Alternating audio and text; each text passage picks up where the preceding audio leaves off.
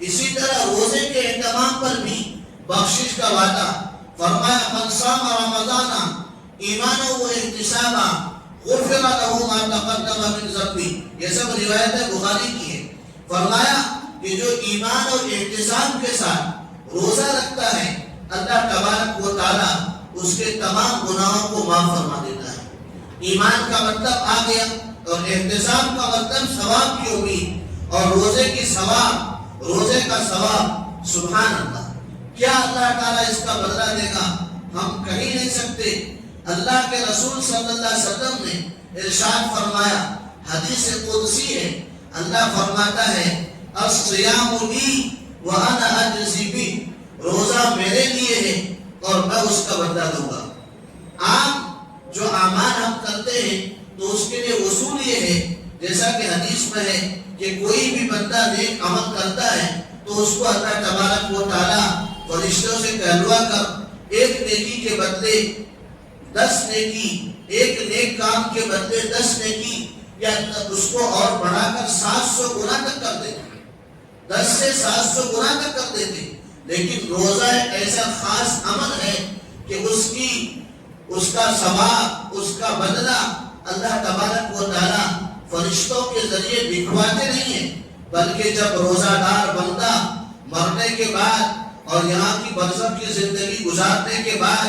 اللہ کے یہاں حاضر ہوگا قیامت کے دن، تو اللہ تبارک و تعالیٰ روزے دار کو اپنے ہاتھ سے بدلہ دے گا، اپنے ہاتھ سے بدلہ دے گا، اللہ خود بدلہ دے گا۔ علماء فرماتے ہیں کہ یہ حدیث میں کیوں کہا کہ روزہ میرے لیے ہے، یہ اس لیے حالانکہ نماز بھی تو اللہ کے لیے ہے، زکوٰۃ بھی اللہ کے لیے ہے،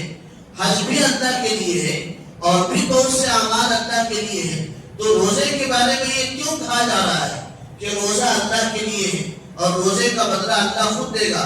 یہ اس لیے کہا گیا کہ نماز بھی اللہ کے لیے ہے، زکوٰۃ بھی اللہ کے لیے ہے، حج بھی اللہ کے لیے ہے، لیکن ان اعمال میں ریاکاری اور دکھلاوے کا امکان ہے۔ نماز پڑھ رہا ہے شخص، کسی کو آتے ہوئے دیکھا تو نماز لمبی کر دیا، لمبا سجدہ کر رہا ہے تاکہ وہ سمجھے کہ یہ بہت بڑا نمازی ہے۔ آدمی زکوٰۃ دے رہا ہے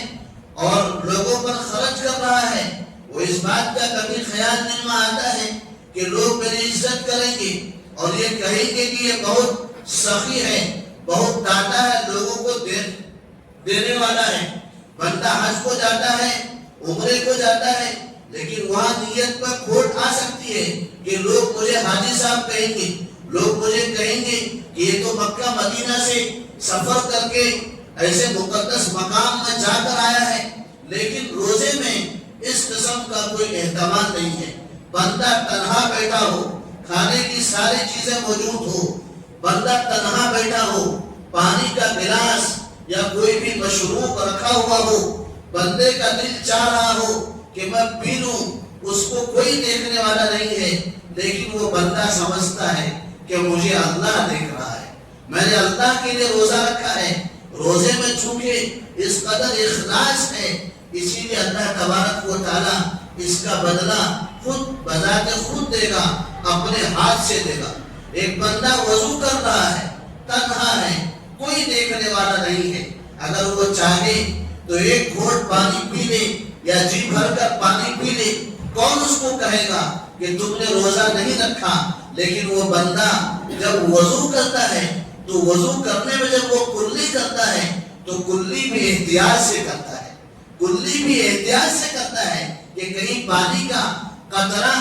حلق کے نیچے نہ اتر جائے، میرا روزہ خراب نہ ہو جائے۔ جب وہ اتنا خیال کرتا ہے اور اس کو اس کے اس روزے والے عمل میں اس قدر اخلاص ہے کہ اللہ مجھے دیکھ رہا ہے، تو پھر جب کل قیامت کے دن یہ بندہ اللہ کے دربار میں حاضر ہوگا تو اللہ تبارک و تعالیٰ بذات خود اس روزے کا بدلہ دے گا۔